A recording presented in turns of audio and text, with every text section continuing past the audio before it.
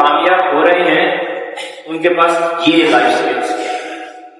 इसीलिए बाहर के हर बड़े अदारे में इस वक्त लाइफ स्किल्स सिखाई जा रही है। किस किस को जो गाजा में हम मुसलमानों के साथ हो रहा है उसका दुख है। हाथ खड़े किसको दुख है? यहूदी कितने हैं दुनिया में? 1.5 करोड़।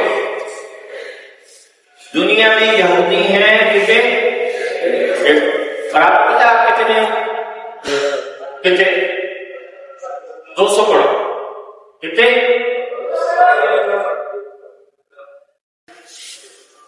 यहूदी कितने? 1.5। और आप कितने? पता है वो हमें क्यों मार रहे हैं? क्योंकि वो क्लास 3 से ये लाइफ स्किल्स सिखाते हैं।